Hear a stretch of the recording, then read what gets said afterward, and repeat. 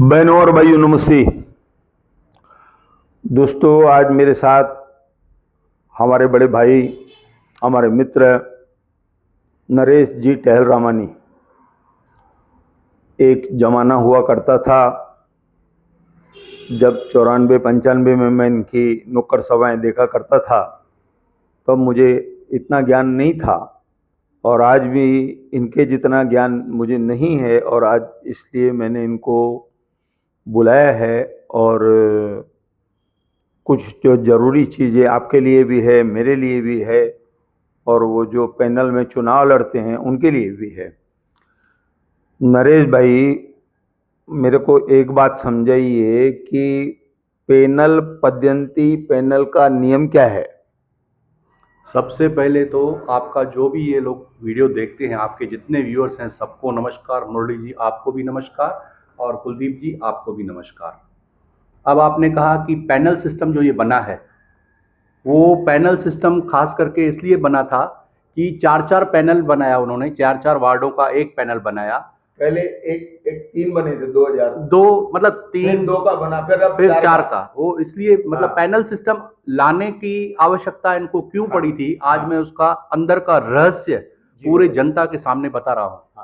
वो इसलिए था क्योंकि जब वार्ड सिस्टम था तब अगर कारपोरेटर काम नहीं करता था तो उसका पर्याय था, अगर कोई अच्छा समाज सेवक उस एरिया में काम करता था तो एक वार्ड में इंडिपेंडेंट खड़ा रह के चुनाव जीत सकता था और जीतते भी थे। तो जो पॉलिटिकल पार्टी वाले लोग थे वो हार जाते थे और इंडिपेंडेंट जीत के आते थे, क्योंकि जो आदमी अच्छा काम करेगा तो उसको तो निस्संदेह वार्ड के लोग पहचानते भी हैं, दुख सुख में काम आता है, उसको चुनते थे। तो ये कहीं ना कहीं पॉलिटिकल पार्टियों का षड्यंत्र था कि हम पैनल सिस्टम बनाएंगे। अब पैनल सिस्टम में अगर 4 वार्ड हो, 3 वार्ड हो, जितने भी वार्ड, पिछले 10-15 वर्षों से ज्यादा हो गए ये वार्ड पैनल सिस्टम।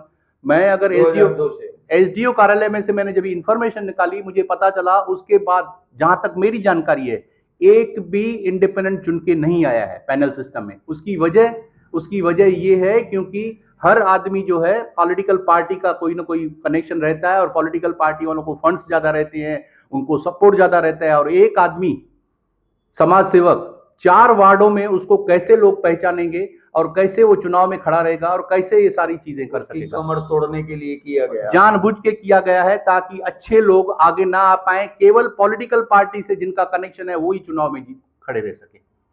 अब इसमें बताते हैं कि जो 4 लोगों को खड़ा किया जाता है तो उसमें ये होता है कि अगर मैं आपका काम नहीं करूं तो लोग आपके पास आएं, आप ना करे तो कुलदीप के पास जाएं, कुलदीप ना करे तो कुलदीप के भाई के पास जाएं। पर ऐसा होता है क्या? देखिए, बहुत अच्छा प्रश्न आपने पूछा है। ये मैंने कई लोगों के मुंह से सुना है। पैनल सिस्टम में हम लोग जब भी वोट देते हैं तो 4 लोगों को वोट देते हैं। आपको सबको, शहरवासियों को पता होगा, हम 4 कारपोरेटरों को चुनते हैं, लेकिन काम करने के टाइम बाकी के जो नगर सेवक हैं, जो आपके एरिया का जो नगर सेवक होगा, जो वार्ड जिस नगर सेवक के एरिया में आता होगा, वो खाली काम देखेगा तो देखेगा। बाकी 3 बोल देते हैं ये हमारा वार्ड नहीं है, आप जाके उससे बात करो। तुम्हारा वार्ड नहीं है, हमने तो आपको भी वोट दिया, 4 वोट किस लिए दिए हमने? तो आप चुने हुए हैं, आपको भी काम करना है। लेकिन वास्तविकता, जो सच्चाई है, जो आपने जिस प्रकार से प्रश्न पूछा, ये सच्चाई है कि बाकी लोग काम करने के लिए मुकर जाते हैं या तो खाली हाँ हाँ करते रहते हैं लेकिन काम नहीं करते हैं। उसका जवाब है जनता के पास। अगर जनता चाहे तो आने वाले चुनाव में पैनल सिस्टम में अगर लोग चाहें, उनको लगे कि मेरे वार्ड का जो खड़ा है अच्छा आदमी है, काम करेगा, केवल उसको वोट दे। बाकी अगर दूसरे वार्डों के पैनल में जुड़ के खड़े होते हैं उनको वोट ही ना दे, बात ही खत्म। क्या करना चाहिए? नोटा दबा देवे, कुछ भी जाके करे, उनको वोट नहीं दे, ताकि उनको एक सबक मिले कि अगर आप दूसरे एरिया के लोगों को ऐसे बोलते हो कि हमारा वार्ड नहीं है, आप जाके दूसरे के पास जाओ, तो जो मेरे वार्ड का अच्छा नगर मुझे आदमी लगेगा, मैं उसको खाली वोट दे के आऊं, आप लोगों को दूं ही क्यों? नरेश भाई, चुनाव के टाइम ये लोग हाथ मिला के, कंधे मिला के साथ में पार्टियां करते हैं, चुनाव लड़ते हैं, बाद में दिखाते हैं हमारा झगड़ा हो गया है और आप अपने ही नगर सेवक के पास जाओ। तो आखिर ये जो सरकार ने ये पद्धति क्यों बनाई, ये खिलौना क्यों बनाया? मैंने, मुरली जी, पहले ही आपको बताया, सरकार यही चाहती है कि केवल पॉलिटिकल पार्टी के लोग चुन के आए। अच्छे लोगों को उनकी मन में है ही नहीं कि अच्छे लोग चुन के आए, क्योंकि पॉलिटिकल पार्टी अच्छे लोगों को लेती ही नहीं है। आपको मालूम हो अच्छे लोगों को नहीं लेते हैं। और ये जो कर आपने कहा कि भाई एक दूसरे का विरोध करते हैं, फिर आपस में गले लगते हैं, ये देखिए मैं एक ही लाइन में आपको जवाब देता हूँ, हमाम में सब नंगे हैं। आज तक आपने उल्लासनगर में कभी विरोधी पक्ष के, किसी भी विरोधी पक्ष के कोई आंदोलन, कोई भूख हड़ताल, लोगों के मुद्दों को उठाकर देखा क्या करते हुए? मैं ये पूछने वाला हूँ आपसे अभी। तो ये होता है 5 सालों के इनके विवाद में हम लोग पूरी तरह से भटक जाते हैं, और कभी किसी ने हमारा मदद भी की हमारी, कि हम ए वार्ड से हैं, बी वाले के पास गए, तो बाद में वो ए वार्ड वाला जो है खुन्नस निकालता है, वो बड़ी हमको तकलीफ देता है और अभद्र भाषा का इस्तेमाल करता है, और ये नहीं देखता है कि ये मेरे पिता तुल्य है, ये मेरे बड़े भाई है, मेरे चाचा जैसे हैं। आखिर ऐसा क्यों? ये हमारे वोटों पे चुनते हैं, हम ही को आंख दिखाते हैं, जैसे वो कुमार विश्वास कहते हैं। आप जरा बताइए। देखिए मैंने इसीलिए आपसे कहा कि ये निंदनीय है। अगर हम 4 लोगों को वोट देते हैं, 4 वोट देते हैं, 4 लोगों को चुन के भेजते हैं, और उसके बाद भी अगर ये लोग ऐसी अभद्र भाषा का इस्तेमाल करते हैं, हमारा काम नहीं करते, उसका एक ही जवाब है, आने वाले चुनाव में जनता केवल अपने वार्ड में कौन सा अच्छा व्यक्ति है उसको वोट दे, बाकी तीनों को वोट दे ही नहीं, भले किसी को भी वोट जाके देखे। मैं इस बात से बहुत सहमत हूं। कल से मैं भी यही सोच रहा हूं कि लोगों को ऐसा करना चाहिए कि हमारे पास कौन है।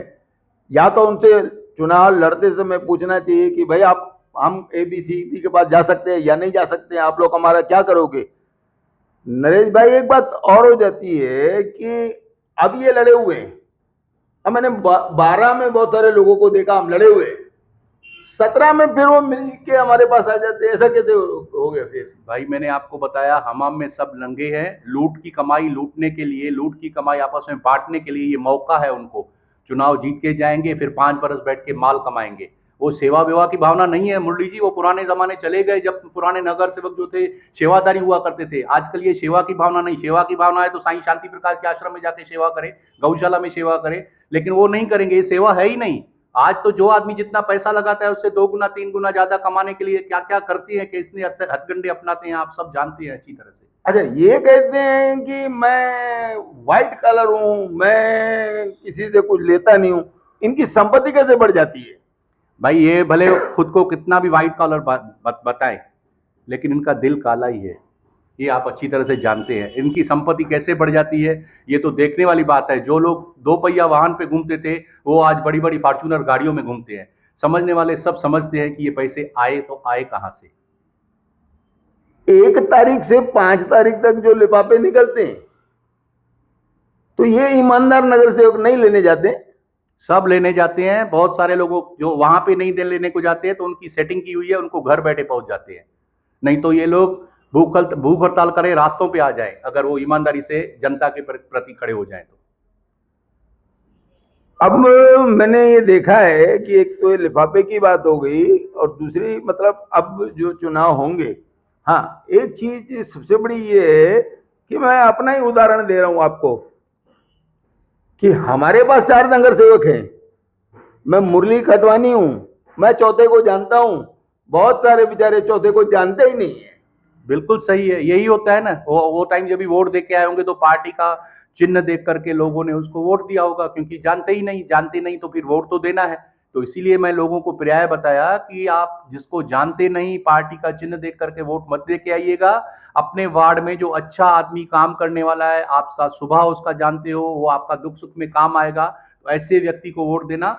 लेकिन बाकी तीनों को वोट ही मत देना, क्योंकि आप ये तैयारी में रहना कि अगर वो जो बाकी के 3 है वो आपका काम ही नहीं करेंगे। ये समझ के चलना, जो आगे हुआ है पिछला तो आगे भी ऐसे ही होने वाला है। तो उससे अच्छा यही पर्याय है।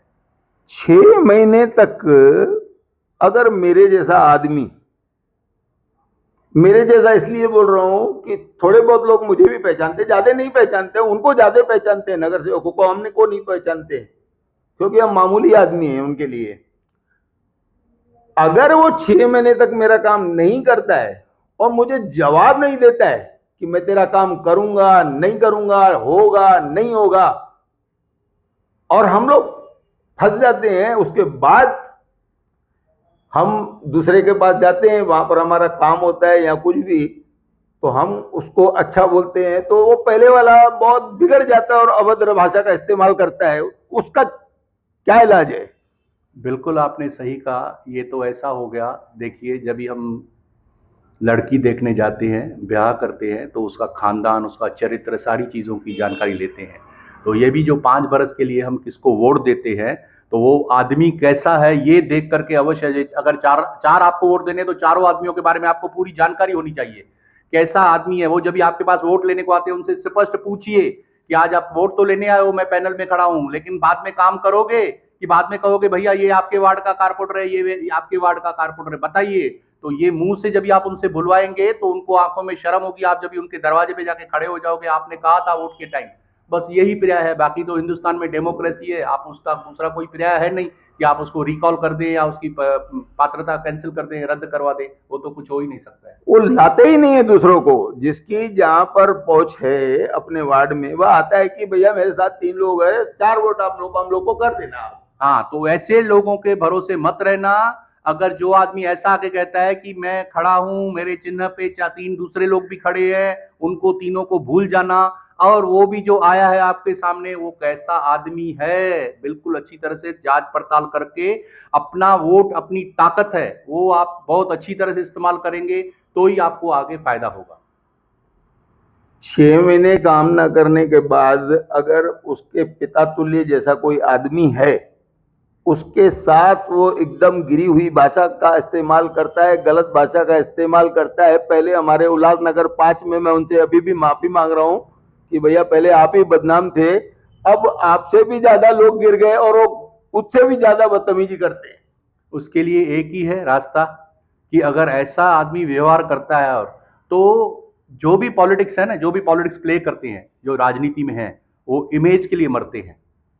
तो उसके लिए 2 चीजें कीजिए। एक तो जहां पे भी आप खड़े रहते हैं, जहां पे भी जाते हैं, हर जगह मुंह से बताते जाइए कि ये आदमी ऐसा है, ये आदमी, उसका इमेज गिराते जाइए। ये बहुत भारी आने वाले चुनाव में उनको नुकसान गिराएगा कि ये आदमी ऐसा है। उसका इमेज सही पिक्चर लोगों तक लेके जाइए, लोगों को बताइए कि ये आदमी ऐसा है, इमेज उनका खराब कीजिए। दूसरी बात, मैं आपको आपके माध्यम से पूरे शहरवासियों को बोलता हूं कि अगर आपके घर में कोई बड़ा कार्यक्रम होता है, तो ये कोई नेता जो है कोई बड़े भगवान के रूप नहीं है कि आप उनकी आगे आगे पीछे चमचागिरी करते हो। जो आदमी आपका दोस्त है, मुरली मेरा दोस्त है, मुझे मुझे घर में अगर कुछ हो जाएगा तो ये दौड़ के आएगा। तो मेरे बच्चे की शादी होगी तो मैं इसको एक कार्ड दूंगा, ज्यादा से ज्यादा सोन पापड़ी का एक पैकेट दे के आऊंगा। लेकिन नेता लोगों को ड्राई फ्रूट की ट्रे बना करके दे के आता हूं, ये बिल्कुल गलत है। आप ऐसे लोगों का सोशली बायकआउट कीजिए। जो आदमी का व्यवहार अभद्र है, जो काम भी नहीं करता है, उल्टा गलत बात करता है, इसका सोशली बायकॉट कर दीजिए। सामने मिले तो राम नाम भी मत कीजिए। बहुत अच्छी बात आपने कही। अब मैं मतदाताओं के बारे में भी आपसे पूछूंगा। मतदार जो है वो सुबह 7 बजे से वोटिंग होती है। जो लोग बेचारे पैसे नहीं लेते, जो कुछ दारू नहीं पीते, जो पार्टी नहीं लेती है, वो जाके चुनाव वोट करके आते हैं। बहुत सारे लोग हैं, हाँ मैं करता हूँ, हाँ मैं करता हूँ, रुको टाइम होने दो, मेरा भाव बढ़ने दो। आपने तो देखा अभी अभी जो इलेक्शन हुई तो क्या हालत हो गई। अब ये तो जैसे मैंने हम लोग ने कहा कि एक आदमी, जैसे आपने कहा, नहीं लड़ सकता है चुनाव, कैसे लड़ेगा बेचारा, है ना, उसकी कुछ औकात नहीं है। लेकिन हमारे शहर का भविष्य क्या होगा ऐसे पैसे लेने वालों से? देखिए, शहर की जो हालत है किसी से छुपी नहीं है। मेरे इस उल्लासनगर शहर का बलात्कार हो चुका है।